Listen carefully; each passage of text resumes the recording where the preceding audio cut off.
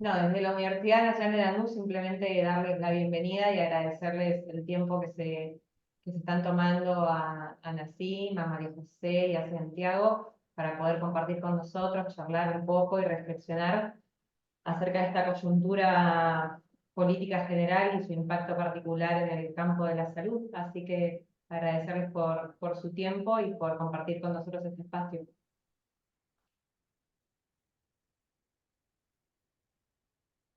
Bueno, nada, gracias a ustedes por la convocatoria.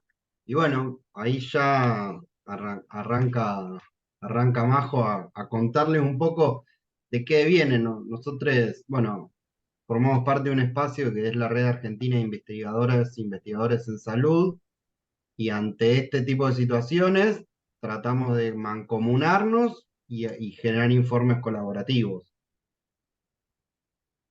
Bueno, un poco esa es la idea, digamos, este informe, digamos, se compone por cuatro, en realidad fue un poco la propuesta a partir de que se lanza el decreto, mega decreto del DNU 7023, y a partir, digamos, de cuando empezamos a analizar, digamos, el apartado de salud, entendimos que era importante empezar a... no sé si es traducir la palabra, tampoco somos no, es que me parece un poco soberbio decir traducir, pero sí intentar, digamos, también como una manera de también entender nosotros mismos qué estaba pasando y a dónde apuntaban con este DNU, más allá de que obviamente como base es desregular todo, liberar todo y que quien defina acá es la ley del más fuerte, ¿no? Eso pasa en todos los sectores, pero digamos, nos parecía importante en cuanto a lo que es algunas políticas claves de salud, y particularmente la de lo que tiene que ver con obras sociales y prepagas, poder identificar, digamos, qué era lo que se estaba cambiando, cómo, digamos, qué viene, digamos, a modificar, digamos, este DNU, que está vigente, que se acaba, digamos, de reglamentar la semana pasada a través de 3 decretos, y bueno, un poco la lógica, digamos, de este informe, digamos, tomamos como los puntos que nos parecían más importantes. Uno vinculado a lo que es las prepagas, digamos, cómo, digamos, de alguna manera se destruye la regulación, digamos, lo que era la ley 26682, digamos, que se aprueba en el 2011 y después de después de muchas discusiones y de muchos intentos frustrados, se regula, digamos, ese sector. Bueno, con el DNU directamente queda liberado a que las prepagas básicamente tengan libertad para definir cómo van a ser sus contratos. Después hay otros dos, otro punto importante que se lo trabajaron Santi y otro lo trabajó Nassim, vinculado a lo que es específicamente de las obras sociales, que ahí lo van a explicar ellos, vinculados al Fondo Solidario de Distribución y otro vinculado a un porcentaje del presupuesto que antes era destinado obligatoriamente a lo que era el sector, a lo que es, digamos, salud, eh, a las provincias, digamos, para que los afiliados de las provincias tengan, digamos, garantizado un porcentaje, un financiamiento, digamos, de sus prestaciones para, digamos, garantizar la infraestructura y todo lo que tiene que ver con el financiamiento dirigido específicamente a lo sanitario. Eso ya deja de ser obligatorio, que lo va a explicar mejor Nassim. Y bueno, después que en el informe también hacemos como un análisis más general, digamos, de qué implica esto, digamos, de regular y de la competencia de introducir, digamos, a las empresas de medicina prepaga a nuestro sistema de seguridad social, porque eso, digamos, a nuestro modo de ver, no solamente es incluir a un actor y que haya una libre opción al modelo chileno, sino lo que genera también es una privatización de todo el sistema, digamos, está homologando a las obras sociales a una lógica privada y obviamente en la lógica privada quien es el más fuerte y quien tiene, digamos, la capacidad de definir las políticas y la lógica de funcionamiento del sistema, termina cooptando y termina, digamos, de alguna manera introduciendo esa lógica a todo el sistema.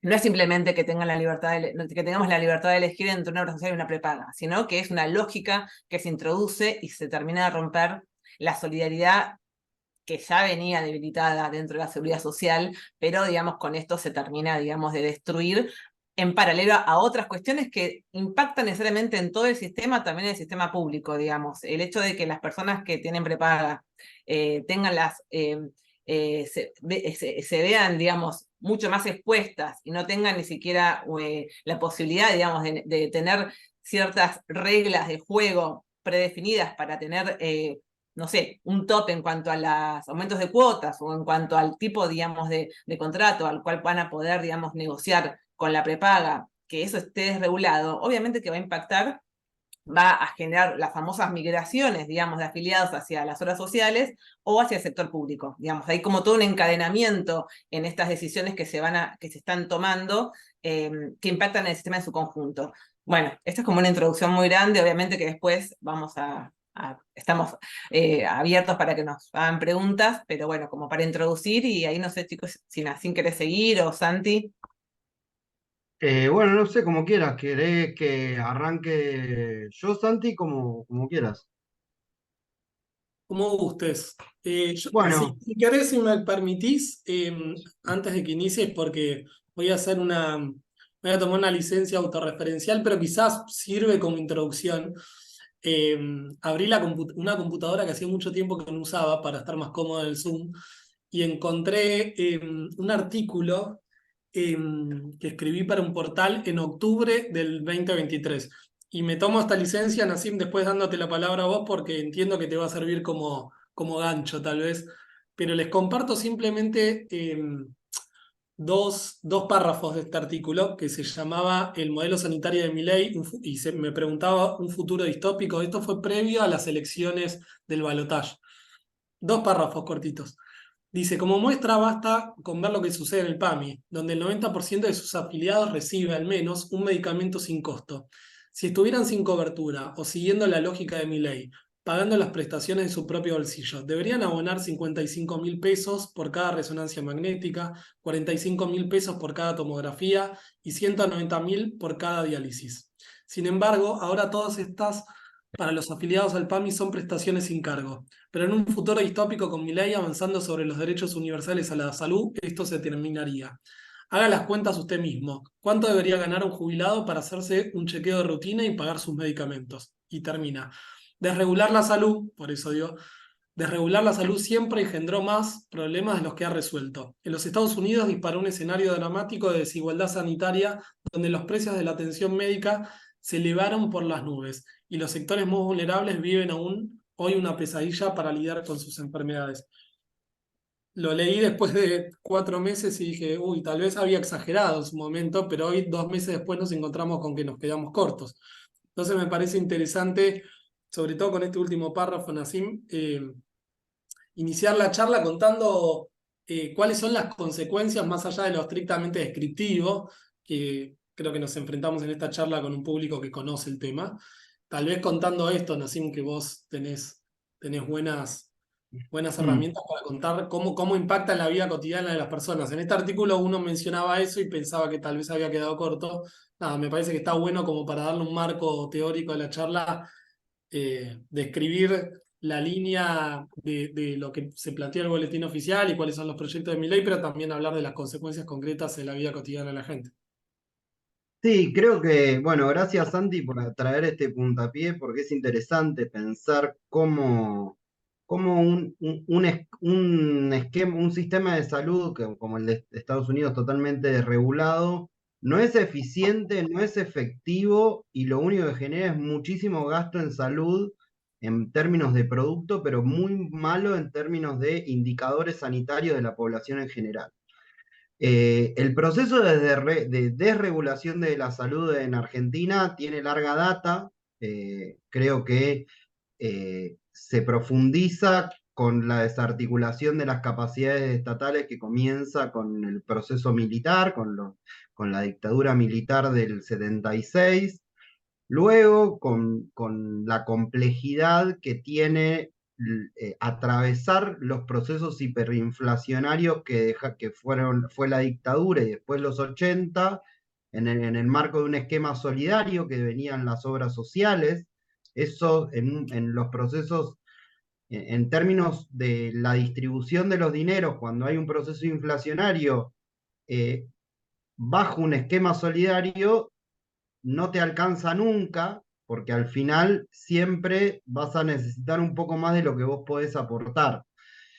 Y en los 90, con las reformas de modernización del Estado, acorde a lo que pedía el Consenso de Washington, con el Decreto 9 del 93, lo que se busca es una desregulación del sector, haciéndolo tender a una como búsqueda de excelencia de la salud para los trabajadores con mayores ingresos, pero para los trabajadores de ingresos medios y bajos, dejándolos en un esquema que favoreció muchos negocios que no aportaron a mejorar la salud de las personas.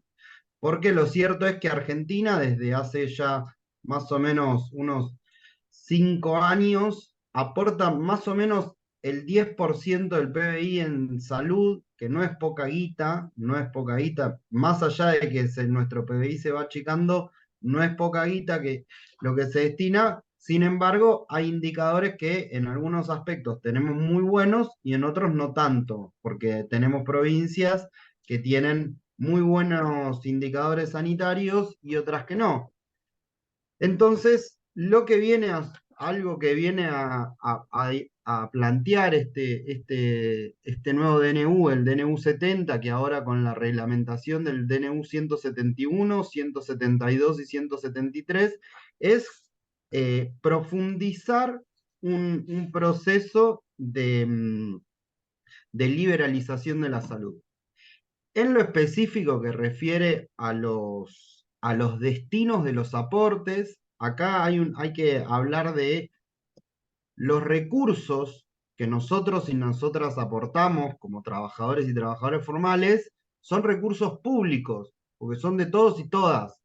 Que tengan una administración por parte de las obras sociales o por parte de las empresas de medicina privada, tiene que ver con que es una administración de recursos públicos. En el caso de las empresas de medicina privada, como es un esquema de seguro, no cumple con esa lógica de recursos públicos. Pero en el caso de las obras sociales, sí, porque son los trabajadores y las trabajadoras los que aportan un fondo colectivo que se mancomuna con los fondos de todos los trabajadores y todas las trabajadoras de el empleo formal en salud. Entonces se generan los mecanismos para que se pueda resolver las demandas de salud de las personas. Algo que sucedía y que tenemos un problema grave en nuestro sistema sanitario son las desigualdades entre regiones, porque como saben, Dios está en todos lados, pero atiende en Buenos Aires. Y la realidad es que en términos territoriales, la capacidad prestacional que tiene el AMBA, específicamente la capital federal y algunos municipios del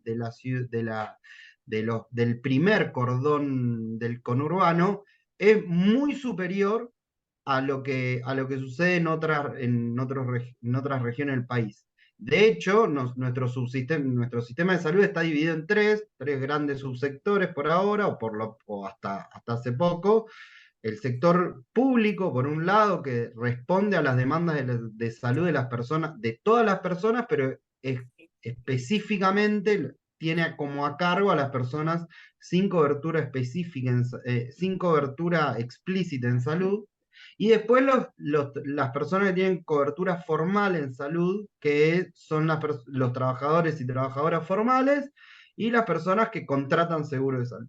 Entonces, está el subsector público, el subsector de las obras sociales y el subsector de la medicina prepaga. Entonces, cada uno de estos subsectores tiene efectores, es decir, un lugar donde te vas a atender porque sos afiliado a o tenés el derecho a ir a tal lugar. Lo que sucede es que en nuestro país, no en todos los lugares, hay una clínica que pueda atender y dar respuesta como lo hay en el AMBA. Eso no sucede, de hecho hay lugares en los interiores de las provincias donde el único efector es el sector público. Y ahí hubo otro ataque hace poquito que tiene que ver con la imposibilidad del recupero, pero eso es otro parte. Entonces, una de las cosas un ataque frontal que genera esto es que estos recursos que aportamos como trabajadores son para la atención de nuestra salud.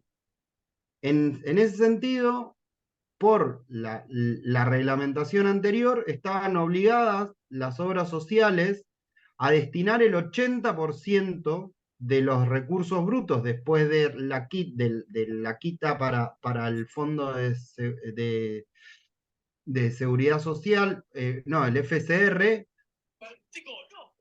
Ese 80% estaba obligado a que se destine a la atención de la salud de las personas. Entonces, un 20% queda para gastos administrativos o para lo que haga el gasto de mantenimiento de la obra social. De ese 80%, se tenían que resolver las demandas de salud de las personas, porque entre todos y todas aportamos a un gran fondo. Eso se elimina. ¿Y qué pasa con esa eliminación? ¿Y cuál es la experiencia? La experiencia en el marco de un sistema de salud, de un esquema donde hacen profundizar o hacen tender a un esquema donde lo que prima es un esquema de aseguramiento, como sucede en los Estados Unidos, no tener la obligación de destinar el 80% a la atención de salud permite que sea menos ese porcentaje y que el resto pueda ser utilizado en otros sectores. Y la experiencia de los Estados Unidos es que los capitales financieros entraron al sector salud y es un sector donde se valoriza la plata, pero no se da respuesta a las necesidades sanitarias de la gente. Entonces ahí hay un punto donde se disputan los recursos públicos, que son recursos de los trabajadores y las trabajadoras, y son usufructuados por el sector privado, por el sector de los capitales concentrados, que entran a esos sectores con la hipótesis de el mejor manejo de esos recursos, y entonces ahí tenés un grave problema, porque si ya con el 80% de lo que se destina de los aportes hay una dificultad en el acceso, porque es concreto, no es que estamos en Disney en términos de las capacidades prestacionales concretas del sector salud, sino que hay complicaciones. Este incentivo a que se metan los capitales financieros y no esté regulado la cantidad de dinero que tienen que destinar a la atención específica de salud, atenta contra la salud de todas y todos. Eso por un lado. Y en términos geográficos o regionales, el hecho de que se quite la obligación de que si vos vivís en una jurisdicción, vos aportás en una jurisdicción, vos trabajás en una región X, y los aportes que vos generás tienen que estar destinados a la región donde vos vivís. Entonces, generás que la obra social aporte a los efectores de tu región. Entonces, de esta manera, incentivas a que haya efectores del sector privado en las regiones donde hay trabajadores y trabajadoras de tal o cual sindicato. Esto, que si bien es una letra que poco se cumple, porque realmente hay regiones donde no hay efectores del sector privado, sacarlo profundiza esa posibilidad de, bueno, si vos tenés un afiliado de OSECAC, que a empleado de comercio hay en todo el país, no tenés incentivos a que haya una clínica de OSECAC o efectores privados que atiendan con OSECAC, si total no hay incentivos. Y esa quita de incentivos tiene que ver con, o en realidad generar otro tipo de incentivos, porque es los incentivos a estas estrategias de management que se habla, que fue lo que pasó en Estados Unidos y realmente funcionó muy mal. Y meto un paréntesis y ya termino. Creo que lo más grave que tiene esto, que algo lo mencionó Majo, tiene que ver con que al romper la regulación de las empresas de medicina prepaga y al incluir a estas entidades, a las empresas de medicina prepaga, en la ley de las obras sociales, ya tanto a las obras sociales como las empresas de medicina privada, las pasa a llamar entidades. Y esa categoría le quita la porción o le quita la diferencia que tenían entre una y otra, que una tenía fines de lucro explícitos, que eran las empresas de medicina prepaga, y las obras sociales no, las obras sociales se paran en el principio de la solidaridad. Y en esta lógica de la disputa por los recursos, por los afiliados y demás, entra una lógica de mercado donde estas escuelas de management lo único que han hecho es deteriorar la capacidad prestacional de esto que se va a llamar entidad. Entonces creo que ahí son dos puntos que es grave, no tengo ni idea cómo resolverlo. Sí me parece que hay que encontrar la manera de que la gestión la gestión de los fondos que son públicos sean transparentes y sean efectivas. Por eso también es algo que sucede, que de repente las obras sociales que no tienen capacidad prestacional, los afiliados terminan pagando una prepaga, y por más que paguen una prepaga, siguen teniendo problemas a la hora de resolver sus demandas de salud. Entonces, no es que la obra social es mala y el sector privado es buenísimo, sino que hay una lógica de funcionamiento donde hay ganadores y perdedores. El problema es que los perdedores implican una pérdida en calidad sanitaria, y eso lo podemos ver reflejado todos y todas. Ahí terminé. Sé un poco, pero bueno.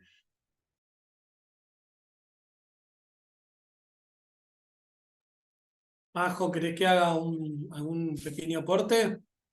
Sí, dale, Santi. Lo de, capaz está bueno hablarlo del Fondo Solidario, me parece, eso que laburaste vos, Dale. ahí vienen, Sí, sí, o lo lo que del te Fondo parezca. Sí, sí, no, me parece interesante hacer algún comentario respecto al Fondo Solidario. Igual Nassim lo explicó bastante bien.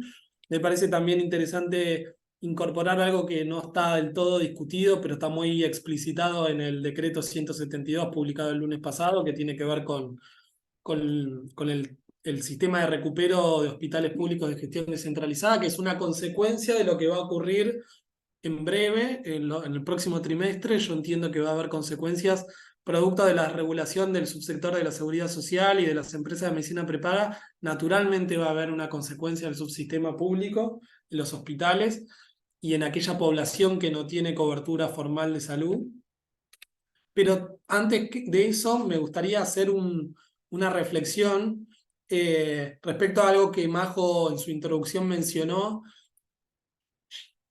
y me parece que desde la Red Argentina de Investigadores lo planteamos permanentemente, y cuando elaboramos el informe no quisimos dejar de mantener postura firme respecto a esto, y entiendo que seguramente ustedes coincidan, que tiene que ver con, más allá de discutir la coyuntura de estas medidas en particular, que es lo que nos surge en este momento, no dejar de instalar y contribuir al debate de la necesidad de una reforma integral del sistema de salud. Y lo digo, esto con Majo el otro día lo hablábamos, ¿no? Por también la estrategia comunicacional, ¿no? De tal vez ir hacia ese punto nos distrae del punto y de las consecuencias de las medidas que está tomando este gobierno. No lo planteo en esos términos, sino en términos de que una vez más este gobierno, independientemente de lo que profundizó Nassim, voy a profundizar yo y va a profundizar Majo, no deja de ser un parche más a un sistema que no deja de encontrar soluciones cortoplacistas. ¿A qué voy con esto? Y específicamente con el subsector de la seguridad social. En 1969, durante el gobierno de Onganía, se sancionó la ley 18610, que es la ley que crea la figura de obras sociales por rama de actividad laboral en un contexto de crisis del gobierno dictatorial de Onganía, y en una estrategia de diálogo con algún sector del gremialismo. Bueno, le da esta potestad a los sindicatos, a los gremios, de administrar las cuestiones vinculadas a la salud para sus trabajadores. Eso fue un primer el primer ingrediente a la fragmentación y segmentación del sistema, ¿no? Veníamos de un sistema que, independientemente de que existían algunas instituciones privadas allá por principios del siglo XX, veníamos del sistema que había estructurado Ramón Carrillo en los primeros años del peronismo.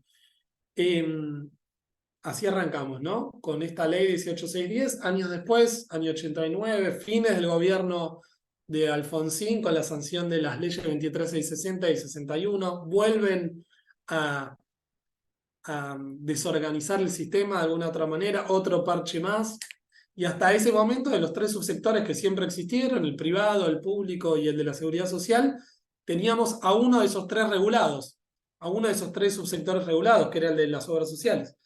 Pero teníamos, a números de hoy, 28 millones de personas que estaban en el sector público sin ningún tipo de ley que los regule, y a otros 5 millones de personas que tenían cooperativas, mutuales o prepagas sin ningún tipo de marco normativo jurídico que regule el sector.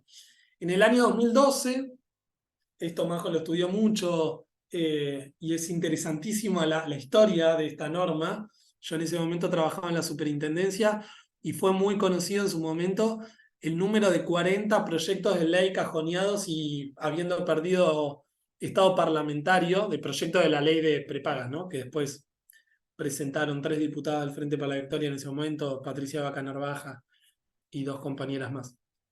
Pero el lobby empresario de ese momento permitía que proyecto tras proyecto que se presentaba no podía tener dictamen de mayoría y, bueno, y discusión en el recinto, ¿no? Hasta que, bueno, en el año 2011, 2012 se termina sancionando la ley 26682, en donde esta ley le otorga a la superintendencia y a la Secretaría de Comercio en su momento, entre otras potestades, algún tipo de resguardo y derecho para los usuarios de este sector que se encontraban completamente desregulados y no tenían, salvo la instancia de un amparo judicial, ningún tipo de resguardo respecto a negativas de afiliación por preexistencias, aumentos de medido de sus cuotas.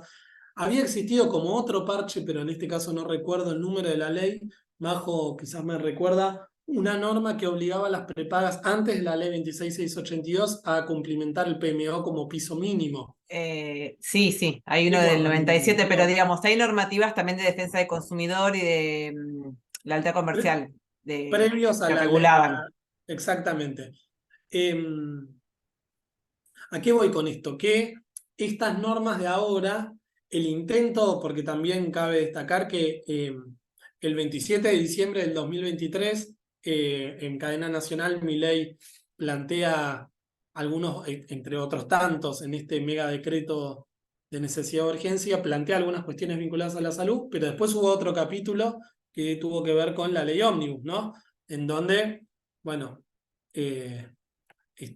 no obtuvo sanción, pero en ese caso lo que planteaba era un avance en la disolución de la Agencia Nacional de Laboratorios Públicos, un retroceso en la Ley de Salud Mental, otro retroceso en la Ley de Emil Díaz y una desregulación absoluta, que es lo que luego hizo este lunes pasado en materia de obras sociales y prepagas. Y en este decreto que salió el lunes, plantea 3 cuestiones este decreto. Uno que tiene que ver con la obligación, incorporar a las empresas de medicina prepaga al régimen de obras sociales, como dijo Nassim, a la 23660 y 61. Estamos hablando de 700 empresas de medicina prepaga, cooperativas y mutuales, que comprenden aproximadamente a 5 millones de personas, entre los que desregulan y los que pagan de bolsillo. El número es más o menos ese.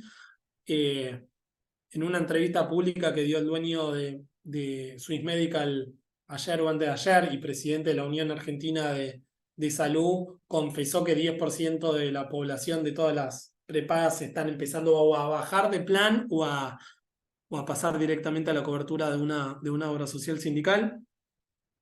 Pero este decreto lo que plantea es la libre opción de cambio, también como una cosa muy novedosa, pero la desregulación en un punto existe desde los años 90.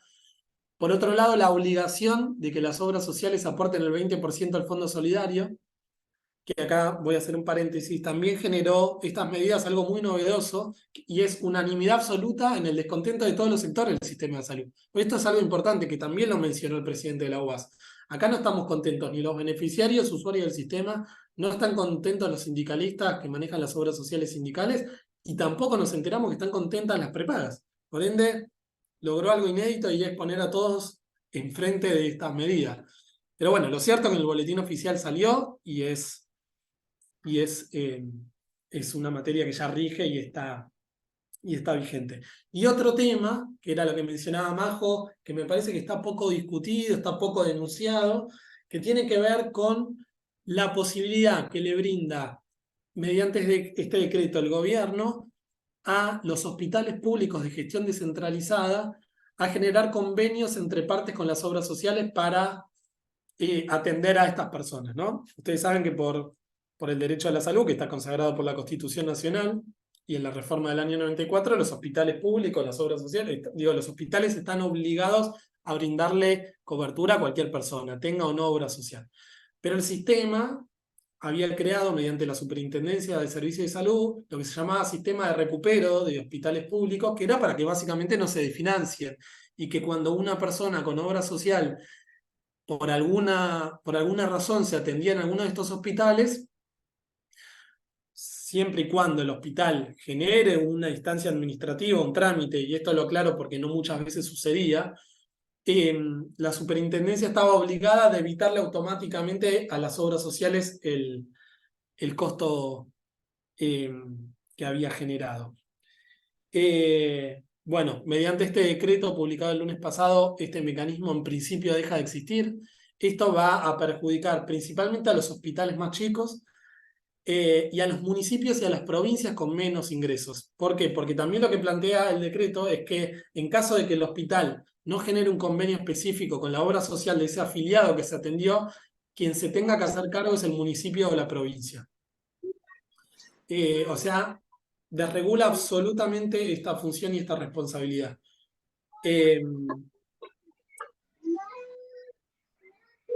Esto se había mejorado, bueno, sí, con Majo lo hablábamos el otro día, cuando uno lee atentamente los considerandos previos al articulado, es muy interesante leerlo, porque uno generalmente cuando entra al boletín oficial va a Infolec, va directamente al artículo 1, ¿no?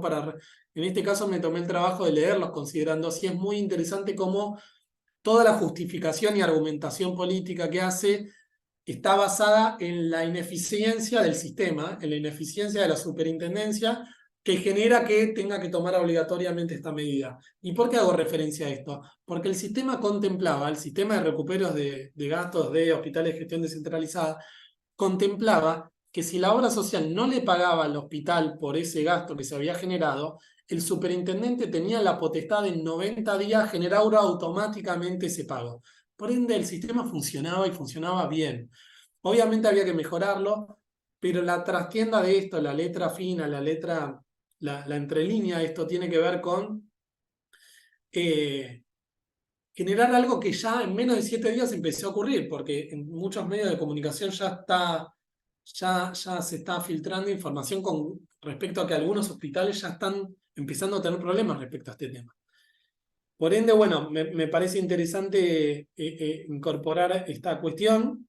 Y respecto al Fondo Solidario, me parece que Nassim fue muy claro. El Fondo Solidario es administrado por la Superintendencia de Servicios de Salud, está nutrido o financiado por el 20% de los aportes de las obras sociales de dirección y el 15% de las obras sociales sindicales.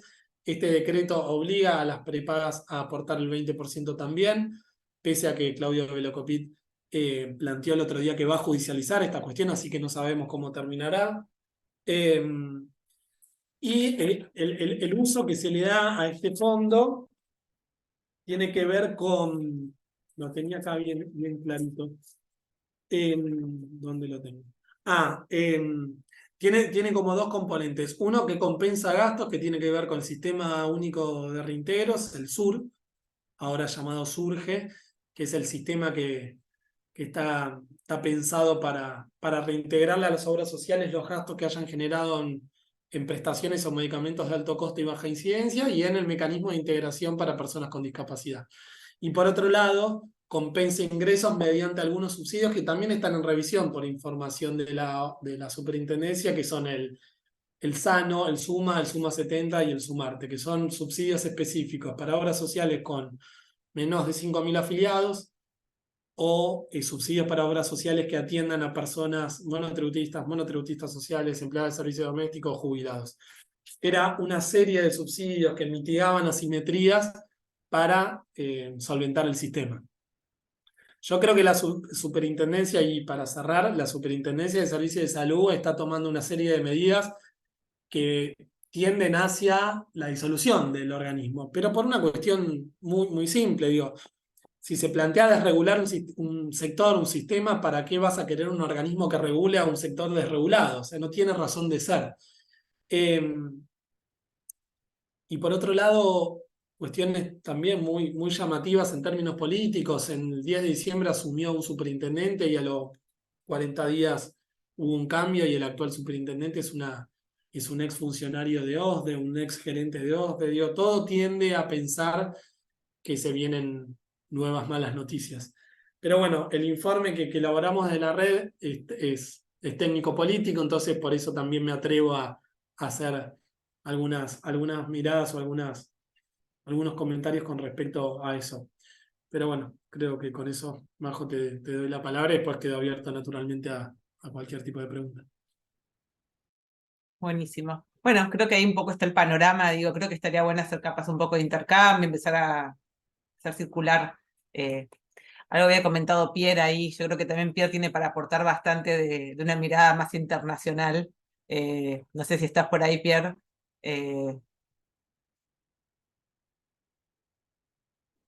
Pero bueno, nada, creo que está bueno ahora habilitar para que les quieran, digamos, hacer preguntas. Y no Ahí sé está si, bien. si me escucha, sí, estoy. Bien. No, para dejar claro que ni siquiera Estados Unidos tiene desregulado su sector de la salud. Al contrario, tiene sectores, el Medicare, el Medicaid, el seguro para chicos, el seguro para veteranos, están totalmente regulados. Así que ni siquiera el país más capitalista eh, hace esta locura de desregular un sector que no se puede desregular, es evidente. Pero bueno, es un experimento como todo este gobierno, ¿no? Sí. ¿Puedo comentar algo por ahí para ver si pueden ampliar, compañeros? En este último punto que planteaban Santiago, con esto ¿cómo fue de esta desregulación de la gestión del recupero de costos, cuando hablamos del impacto, eso impacta directamente en el salario de los y las trabajadoras también, ¿no? Es una perspectiva, uno cuando transita las instituciones o transitó en nuestros últimos 6 meses, las instituciones en alguna medida, iba detectando más allá de por el porcentaje por el que accedió el presidente a la primera magistratura, ¿no? Y salvando todo el análisis que podemos hacer ahí, ¿no? De por qué. Creo que caímos al menos los que trabajamos en el sector público, en que esto impacta directamente también a nivel salario, más allá de la macro, con salarios a la baja en todos los estamentos, salvo en un gremio que es el de los aceiteros, que siempre le ganan a todo. Pero me parece que por ahí profundizar esa dimensión que está como, eh, por ahí no está tan ampliada ni en los medios ni en documentos que he leído hasta ahora, ¿no? ¿Cómo impacta esto en el salario directamente de los y las trabajadoras del sistema? Por ahí uno dice, bueno, esto sí, impacta, pero hay instituciones donde el SAMO, que es lo que surge del recupero de costo, es un porcentaje importante dentro de esa construcción del salario, y esto viene a regularizar esto también, entonces, es lo que entendí. ¿Lo pueden confirmar o no? Santi, no sé si puntualmente eso Sí, sí. Bueno, las consecuencias son, claro, ¿cómo es tu nombre, compañero? Perdón. Lucas. Lucas, las consecuencias son brutales, por eso arranqué diciendo que, que la lapicera que se mete en términos del subsector de la seguridad social y del privado naturalmente van a tener consecuencias en el público, entre otras cosas porque el público, más allá del orgullo que nos genera y el orgullo que nos generó durante la pandemia, y para muchos una gran sorpresa de que haya estado a la altura de las consecuencias, va a tener un claro colapso porque, como dijo María Eugenia Vidal en su momento respecto a la educación, va a haber un montón de afiliados y beneficiarios que van a caer al sistema público. Y eso naturalmente va a hacer colapsar el sistema. Te hago un pequeño, y obviamente va a repercutir en el salario y en la fuente de trabajo de los trabajadores del sector salud. Y te hago una aclaración, un pequeño porcentaje del Fondo Solidario también está destinado a gastos operativos de la superintendencia y de los organismos que regulan obras sociales.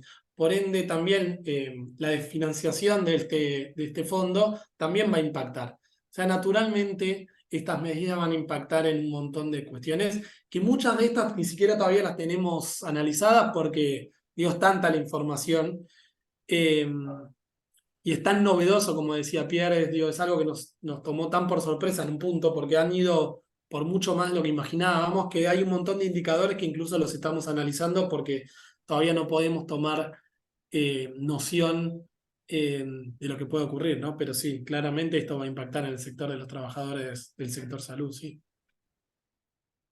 Yo lo que quiero agregar, hay dos cuestiones que me parece que está bueno plantear, que creo que hay una discusión que tiene que ver con justamente con la fuerza de trabajo, que es, digamos, así como nos pasó en la pandemia, esto de visibilizar y que digo, se discute el sistema y no se discute quiénes son los que hacen funcionar el sistema. Si bien en la pandemia sabemos que fue una de las demandas de lo que se denunció, yo creo que tampoco podemos quedarnos en lo sectorial y en la cuestión del salario y de las condiciones. Hay que discutir el sistema en su conjunto, porque, digamos, el sistema es de alguna manera el que hay que transformar para que mejoren las condiciones de trabajo también. Tienen que estar juntos, digamos, no es solo la discusión del salario y de las condiciones de trabajo, es también discutir un sistema único público de salud.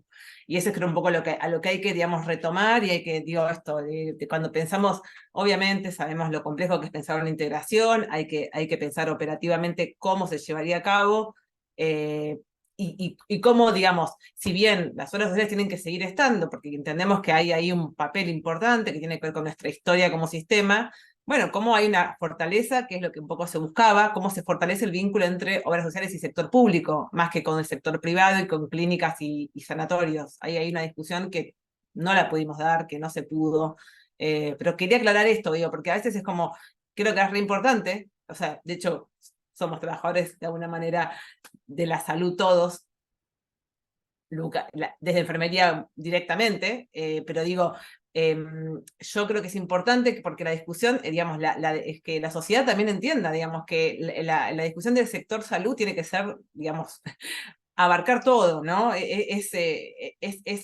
Son varias las demandas y tienen que estar juntas para mí. Porque si no parece como que si fuese una cuestión salarial exclusivamente o de las condiciones de trabajo de un sector, y es mucho más que eso, nos repercute a todos. Nada, para mí es como que hay que tener con mucho cuidado en cómo construimos esas demandas. Eso era como algo que quería aclarar, y el tema este de cómo pensamos también esa articulación entre sindicalismo y sector público y obras sociales, cómo fortalecer esa relación que no la logramos hacer en pandemia, para dar ese debate. Eso.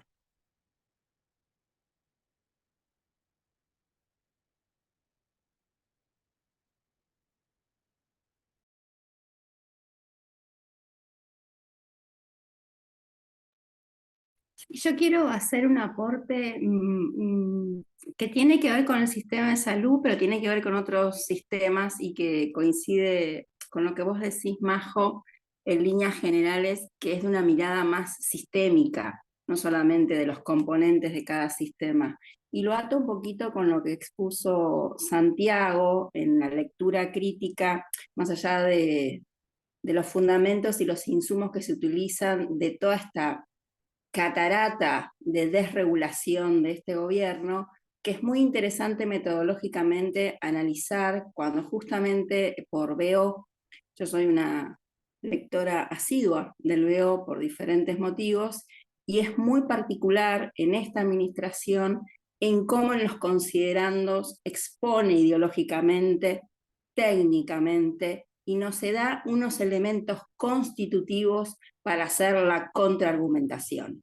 Y eso no solamente vale para el sistema de salud, sino que vale para toda la desregulación que de manera dimensión sideral está poniendo al mismo tiempo en todos lados, con lo cual nos da cachetazo tras cachetazo. Entonces no hay manera, y una parte metodológica es sectorizar justamente, esto lo estamos haciendo con otros grupos de compañeros y compañeras de otros espacios, Leo lo que tiene es una sistematización de actualización de lo que anticipa, obviamente, que los dos knockout técnicos fue el 70-2023 y la ley Omnibus, que se deshizo, bueno, obviamente por cuestiones de empoderamiento, cuestiones, errores y consecuencias, y que se desactivó momentáneamente diría yo, porque casualmente lo que viene ahora es tomar lo que se desactivó de la ley Omnibus y que tiene muchos componentes de toda la regulación de todos los sistemas y de absolutamente todo, se está haciendo, digamos, como cuestiones celulares. Entonces, ahí también nos vamos a perder en esa mirada crítica de sistema. Hay que tener una permanente gimnasia, como un entrenamiento súper alto de Olimpiada, para empezar a contraargumentar, que es la única forma, obviamente, porque son las vías de diálogo y de consenso, y como insumo factible para aquellos que llevan la voz, ya sea de representaciones de sociedad civil, como de los legisladores y legisladoras que representan, y que vimos una muestra del botón, es la ley Omnibus. O sea, fue caótico, pero quizás también de manera innovativa, es organizarse de una manera un poco más corporal y de densidad músculo, porque eso fue un ejemplo claro de lo que pasó, y está bajando para todos los sistemas. Yo hablo del punto de vista, bueno, sistema de salud, calidad agroalimentaria, pero pasa lo mismo en el sistema de energía, minería, ambiente, ni hablar, fue la misma mecánica que para el sistema científico-tecnológico, es descuartizar para así tener diferentes focos en donde sale cantidad de regulación que desregula aquello que medianamente caminaba, se podía fortalecer y mejorar, pero que realmente con esto es un andamiaje de quirúrgico, es como lo llaman ellos, eso se autodefinen, es una desregulación quirúrgica. Y yo creo que anticipando esto, más allá de el DNU de implementación de la parte de salud, quizás ahí es donde hay que encontrar, digamos, una materia prima para anticiparse un poquito, porque como dan cañazo, te anticipás, te dan muy poco margen de anticipación, pero por algo es algo. Y yo creo que en los considerando es fantástico, porque los considerandos te dan una letra de la regulatoria anterior, de lo que fue efectivo, de lo que sabemos, porque hay que hacer la autocrítica, de lo que sabíamos que iba a explotar en algún momento si viene un gobierno así con esta visión totalmente diezmada, de diezmar el bienestar del bien común, y entonces ahí nos podemos anticipar. Yo creo que metodológicamente estoy hablando, no tanto de lo macro quizás o de los impactos que bienvenido sea el informe que se elaboró a partir de la RAIS, pero me parece que metodológicamente hay que seguir, digamos, como un camino muy aburrido porque es muy tedioso, el BO día a día, y uno tiene una capacidad anticipatoria. De hecho, son tan ególatras, tan cosas que lo anticipan, y uno se puede anticipar un poquito, porque lo van mencionando qué es lo que va ahí en cada ministerio y en cada agencia gubernamental. Están las personas que manejan el mainstream de la desregulación. En todos los ministerios están, en todas las agencias están, así que uno tiene de prima facie, si está laburando internamente, con qué se van a anticipar, porque para eso en buena medida funciona el GEDE y uno se entera, se entera de lo que va a venir, así que me parece que esos dos elementos tácticos como capacidad anticipatoria podría ayudar, digamos, a proveer mejor elementos de análisis y de, no sé si amortiguar, no me atrevería a decir tanto amortiguar, pero por lo menos anticipar mentalmente el impacto de esto que estaba diciendo Lucas, de dónde impacta todo, porque aparte se precipitan muy rápido los acontecimientos y es estamos en un caldero en ebullición en cualquier momento que agarra más allá de 100 grados. Entonces me parece que eso también estaría bueno considerarlo desde el punto de vista intelectual.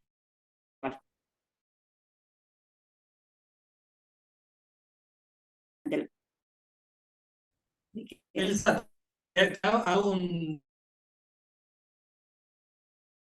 comentario nomás porque se refería y las personas le referían, ¿no? Estos famosos conceptos que en principio uno estaría de acuerdo, cuando te hablan de libertad, Exacto. bueno, desarrollame y veo si estoy o no de acuerdo, pero en principio con el título estaríamos, nadie podría estar en desacuerdo con conceptos grandilocuentes que en principio son definiciones universales.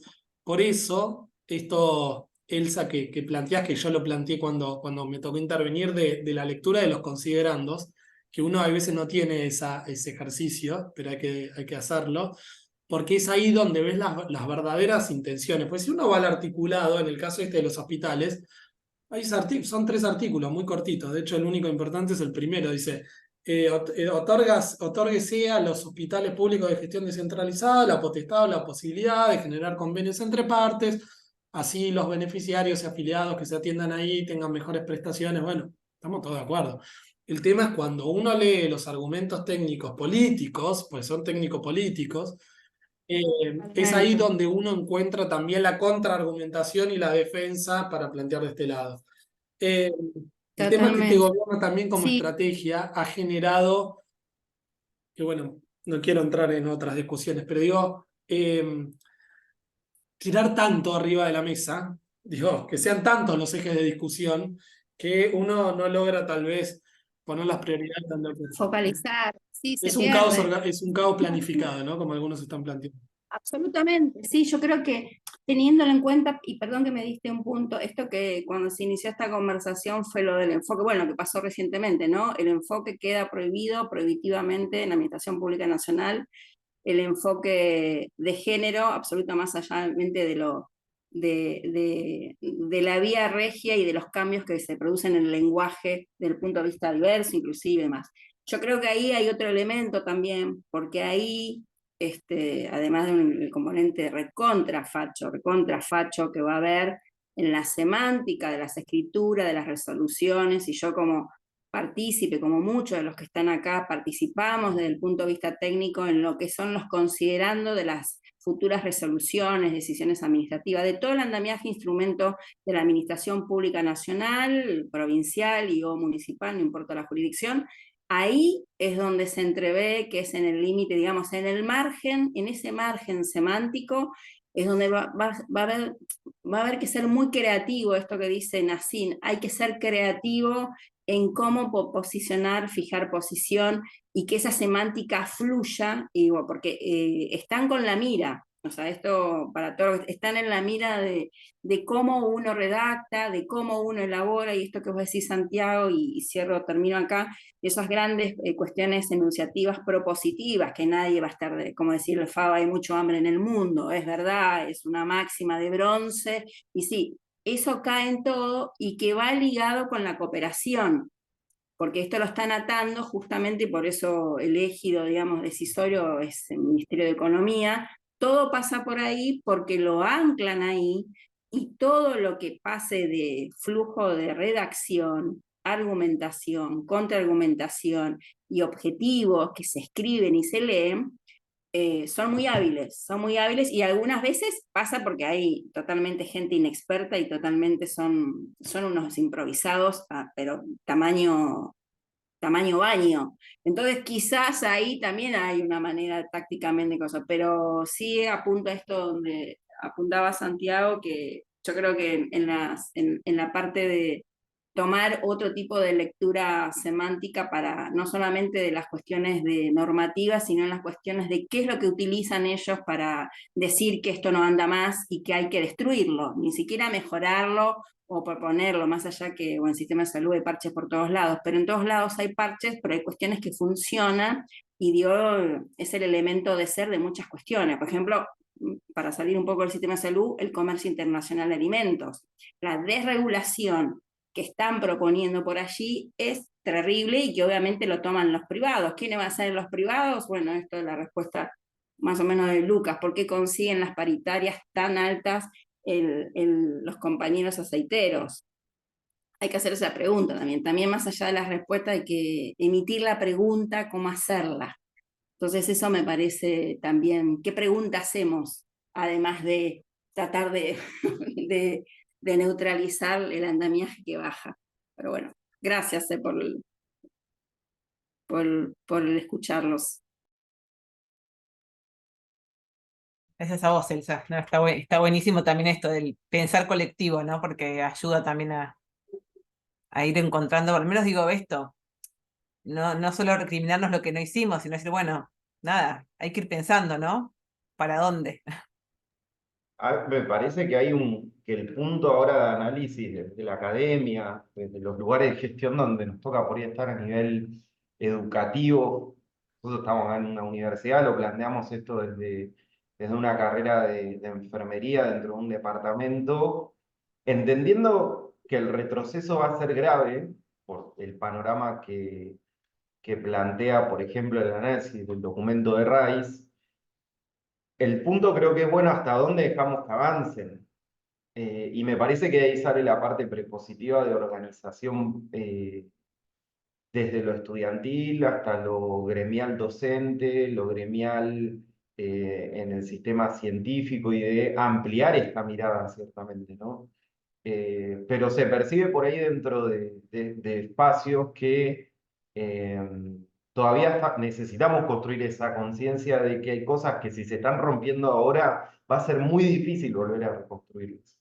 Entonces, entendiendo esto, sacando que hay problemáticas, como decía Santiago, uno no sabe a veces por dónde entrar en el orden de prioridades, ¿no? Como desde el hambre, de la falta de empleo en cualquier sector, hasta el sistema de ciencia y técnica, entender que uno a veces piensa que es en vano, ¿no? No sé si les pasa, esto del comunicado, de la reunión, de la charla y demás, pero son instancias de generación de conciencia que me parecen importantes profundizarlas en el ámbito académico con les estudiantes y también con los compañeros y las compañeras con los que uno transita el día a día, ¿no? Porque creo que esta matriz neoliberal, que es la que estamos por ahí atravesando ahora en una vertiente más fascista, todavía no termina de destruir algunas cosas conceptuales que nos metieron en la cabeza, ¿no? Que como, bueno, estaba todo mal. Y no sé si estaba todo mal. Que había cosas que mejorar, sí, ok. Pero me parece eso, ¿no? Que estamos viviendo una instancia de, bueno, hagamos esfuerzo como para, ya sabemos que van a romper todo. Esto tratemos de cuidarlo, por ahí focalizar en, che, esto cuidémoslo. O sea, esto básico, ¿no? Y este panorama de la desregulación de obras sociales y de empresas de medicina que va a impactar en el sistema, como decían, me parece que es un eje, ¿no? Y bueno, y me parece que la parte prepositiva es la que por ahí nos va a estar, tenemos que ir construyendo en estos días. No hablo ni de meses, días, ¿no? Porque, eh, nada, es sumamente preocupante. Mi No, y opinión. después consecuencias concretas, digo, para aportar más allá de lo teórico conceptual, la norma, la contranorma, la contrapropuesta, la argumentación, los hechos fácticos, digo, en lo que va del trimestre, en el caso de las prepagas, porque también uno tiende en la nota que le da Velocopita Berkovich, en un momento le pregunta qué segmento de la población eh, apunta a tu sector, y él dice pero, digo, el usuario de empresa de medicina prepaga también es la clase media argentina. Digo, no estamos hablando de las 10 familias más poderosas de la Argentina. Eh, y estos días les ha llegado, seguramente a muchos de ustedes que tengan prepaga, el mail de su entidad. Y estamos hablando de más del 100% de lo que va el trimestre. 134% de aumento el 2023 y 100% de lo que va de diciembre, enero y febrero de este año. Las consecuencias de la regulación del subsector es ese. No solo que a partir de la ley 26682 del año 2012, como les mencionaba en el principio, la superintendencia era el organismo que autorizaba o no autorizaba los aumentos, que cabe destacar que hasta el 2015 siempre los aumentos estuvieron por debajo de la inflación. A partir del gobierno de Mauricio Macri y el gobierno anterior, los aumentos fueron siempre muy polémicos en ese sentido, porque siempre beneficiaron, salvo los últimos meses del año pasado, donde salió una norma en donde aquellas familias que cobraban por debajo de X ingreso podía presentar una declaración jurada en la página de la superintendencia. Bueno, se tomaron algunas medidas, pero lo importante es, una vez que se regula el sector aprovecha también, digo. Es importante esto plantearlo. Y acá no va a haber vuelta atrás del DNU, en la bicameral. Digo, los derechos para el sector son derechos que una vez que el daño se hace ya no hay vuelta atrás. Digo, por eso yo comparto con lo que dice Lucas, de que nunca son en vano estas instancias de discusión, nunca son en vano porque generan conciencia y aparte porque tenemos que oficiar, ¿no? Como replicadores en un punto. Y entre otras cosas, porque esto está muy estudiado, cuando uno analiza las principales problemáticas y preocupaciones de los argentinos en encuestas de opinión pública, la salud y la discusión del sector siempre se encuentra entre el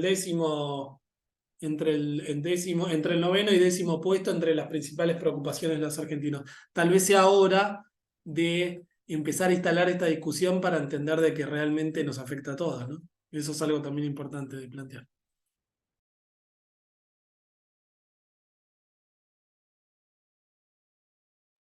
Sí, creo que ahí, siguiendo un poco hay algo que está sucediendo que hay como una irreversibilidad de los daños que están generando este tipo de políticas, que no es solamente, no va a ser solamente acomodar lo que no venía funcionando bien, sino que va a hacer, realmente atender la destrucción de la que estamos siendo partícipes en distintos ámbitos. En el tema sanitario va a ser concreto, lo está haciendo, esta cuestión de que los trabajadores que se quedan sin empleo dejan de tener cobertura formal porque pierden su trabajo, entonces las demandas de salud las van a generar en el sector público.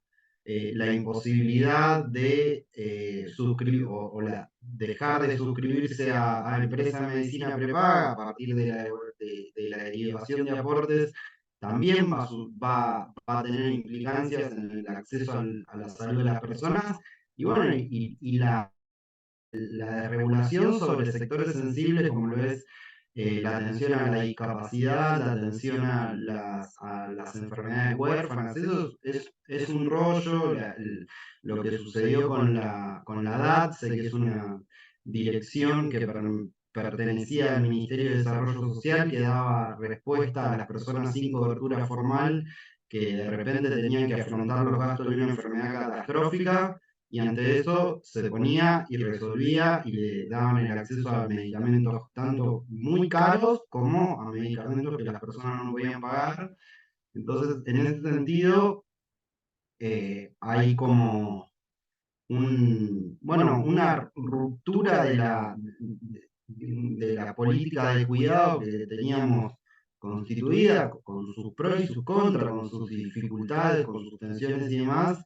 Creo que hay que pensar para adelante, más allá de poder hacer análisis minuciosos y rigurosos de lo que está sucediendo, que es un montón, sino, bueno, volver a esto de apelar a la creatividad para poder encontrar una salida entre todas y todos, que podamos establecer los pisos básicos que hoy que nos lo volaron. Hoy nos volaron los pisos de discusión sobre muchos derechos básicos, y creo que ahí yo tengo esperanza de que nuestro pueblo va a poder hacer resurgir ese piso de derechos, pero bueno, va a ser un laburo arduo.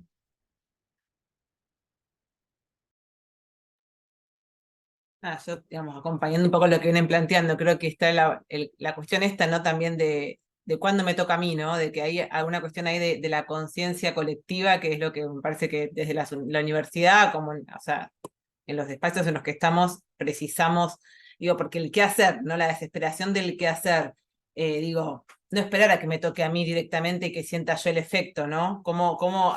¿Hasta dónde se llega con este desarme y esta desregulación y los efectos que puede generar?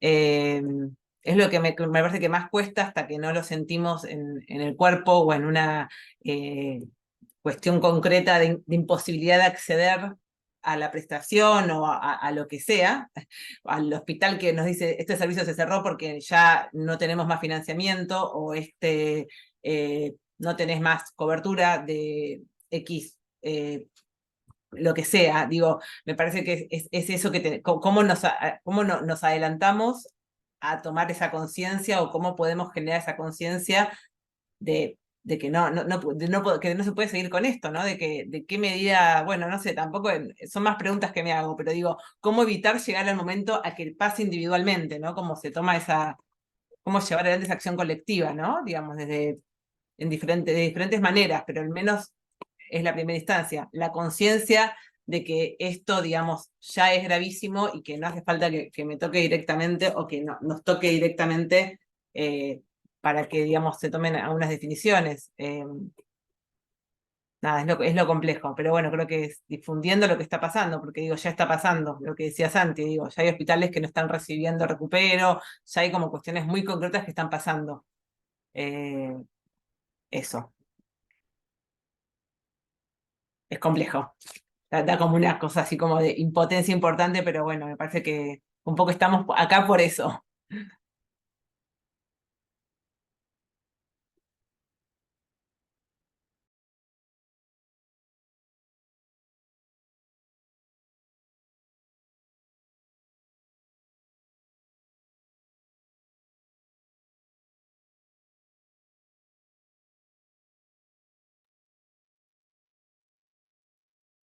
Yo coincido en la caracterización que hicieron todos los compañeros que expusieron y también que fueron opinando a lo largo de la charla. Estoy un poco disconforme ya con la tarea de educar y concientizar, que no está bien dicho desde la universidad, pero sí me parece que el contexto demanda un poco de paciencia para que el conjunto de los actores de la sociedad civil se sienta interpelado por las medidas y las políticas de gobierno sin llegar a que eso sea como pagar con el cuerpo el costo individual de cada una de las medidas. Pero sí me parece que hay un fuerte trabajo que hacer a la hora de visibilizar y buscar espacios de articulación con el resto de los sectores dentro del propio campo de la salud, como asociaciones familiares y como obras sociales, que fueron sectores con los que no pudimos nosotros trabajar tan codo a codo en los últimos años.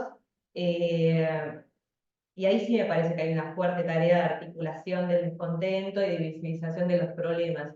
Pero estoy un poco antipática con la propuesta de salir a educar a la gente, porque me parece que con todo el recuento de medidas que ustedes han transmitido, han contado y que nosotros conocemos, por supuesto, las medidas de este gobierno llegan a afectar al conjunto de la sociedad y cada uno tiene sus tiempos para organizarse y salir a manifestarse. El Sí, mal también ahí, se cansa, ¿eh? El mal también se cansa. Hay que encontrar el momento y hay que encontrar la forma. sí, total. Ahí Lucía dejó algo escrito en el chat muy interesante. Y sí, la discusión política que requiere los análisis sanitarios no hay que escaparle. Hay que comprender, o desde mi punto de vista creo que hay que comprender que la cuestión sanitaria es una respuesta que damos como sociedad, con lo bueno y con lo malo. Como durante la pandemia, como sociedad, pudimos estar a la altura de las circunstancias y dar una respuesta que estuvo acompañada por el sector público, por las personas que laburan en el sector.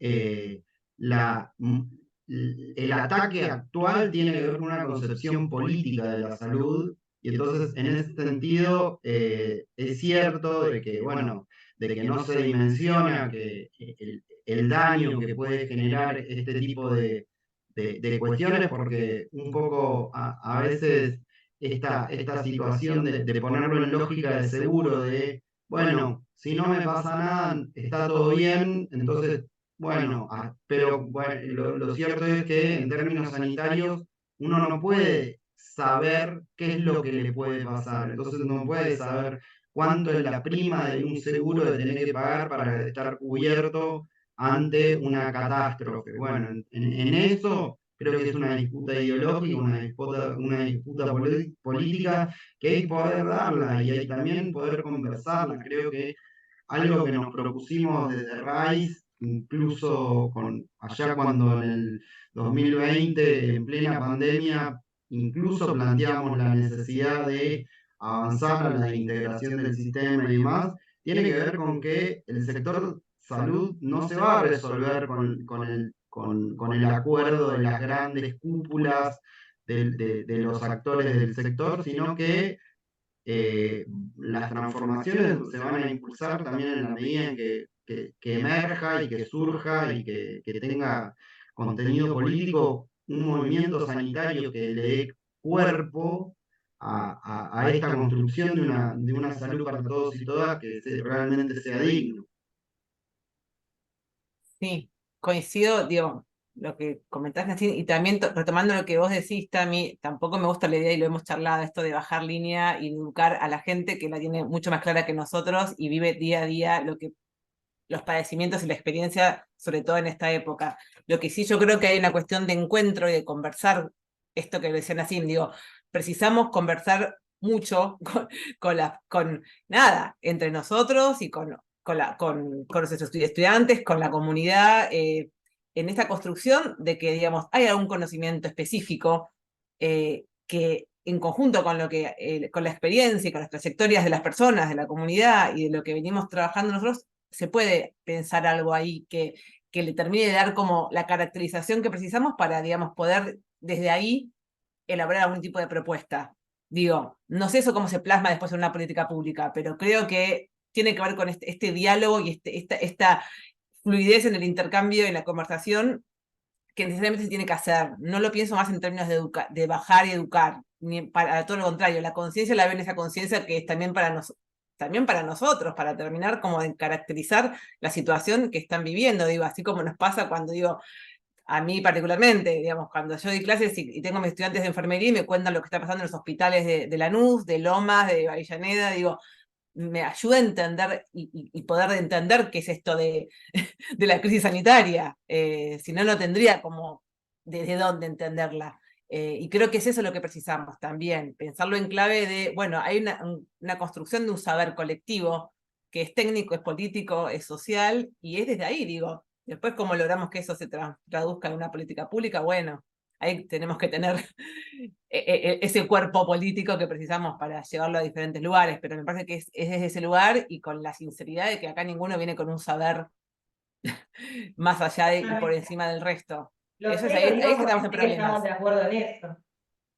Lo que quiero decir es que las crisis también son momentos de oportunidades. Ya sé que hay demasiados momentos en la historia argentina donde hemos tenido crisis y no hemos construido mejores realidades, pero no está mal que se desequilibre un poco el sistema de salud, porque tampoco era tan bueno lo que teníamos. Y de hecho, tal vez parte del problema fue que cuando nosotros discutíamos la creación de un sistema único de salud, en el territorio no había ibuprofeno al 2%, en el primer nivel.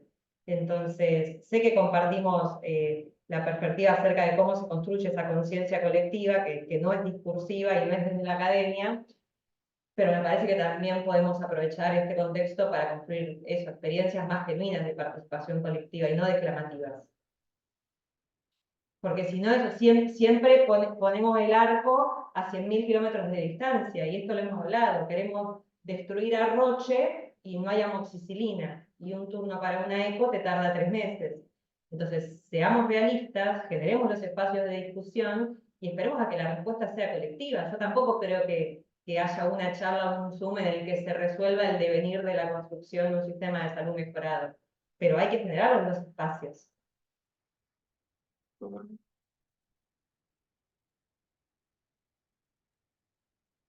Mira, yo siempre coincido, Tamara es tu nombre, ¿no?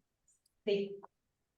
Yo siempre coincido, digo, para irnos 3, 4 pasos previos a lo que estamos discutiendo, porque a ver, la necesidad o el llamado a a reformular el sistema no nació con aquella frase de Cristina en el Estadio Único de La Plata. Digo. Esto lo venimos planteando hace un montón de tiempo, un montón de sectores y compañeros. Yo siempre planteo que me parece interesante replicar lo que fue la lógica de la ley de medios, ¿no? Donde se generaban aquellos foros federales en donde se integren a todos los actores del sistema, porque me parece que no va a haber ninguna salida posible sin un diálogo mancomunado incluso con el sector privado al que, digo, necesariamente hay que convocar.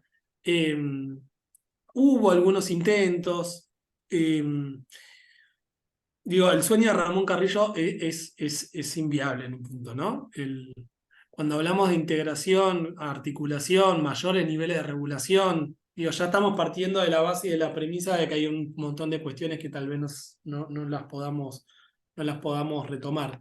Pero nada, coincido en esto que decís de que, bueno, ahora la coyuntura nos está pasando por arriba porque estamos discutiendo esto, ¿no? Porque, nada, es lo que sucedió o lo que está sucediendo. Pero por eso incluso cuando yo hablé, planteé este mini recorrido histórico en donde en definitiva nos guste o no nos guste, esta es una medida más que emparcha el sistema. Digo, la 18610, la 23660, 61, 26682 y hoy esto.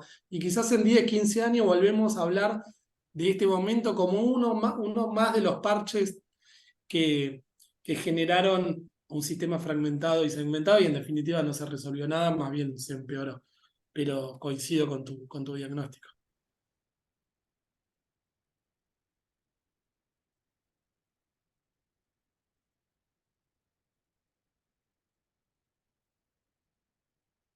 Sí, no sé si alguien quiere hacer algún aporte más. Creo que, nada, a mí cuando Lucan y Tami propusieron esto me pareció importante. Creo que eh, este tipo de espacios también nos ponen en el ejercicio de conversar con otros y con otras, porque, bueno, creemos que es parte del trabajo que nos implica, bueno, los involucramientos que estamos llevando a cabo. Y que, bueno, nada, también esto no lo va a resolver, no va a resolver la política sanitaria ni ahí, sino que creo que también vamos generando espacios donde la palabra fluya y creo que son pequeños pasitos también para conocernos, para poner en exposición los modos de pensar y los modos de abordar estas temáticas.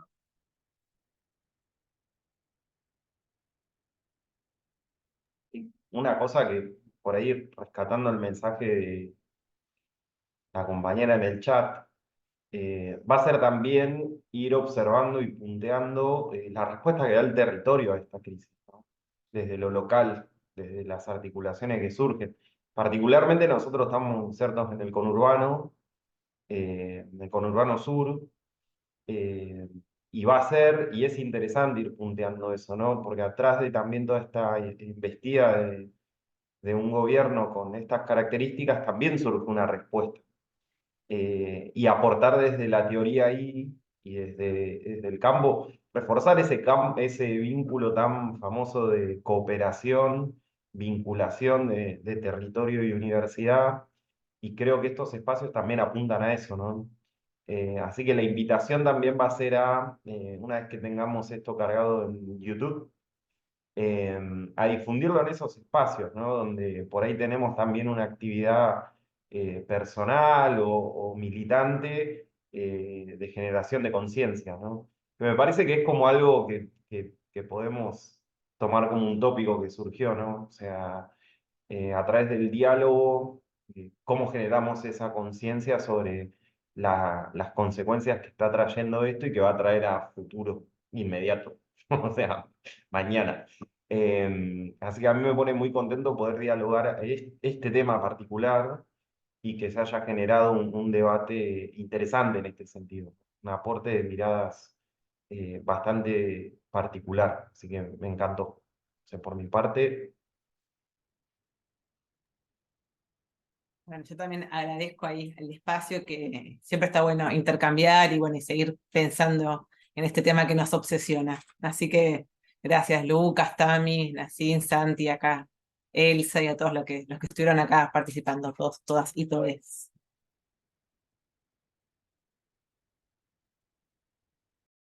¿Alguien quiere decir algo más? Si no, damos por finalizado la grabación. O seguimos charlando sin que quede grabado. No sabe, bueno, ahora en off.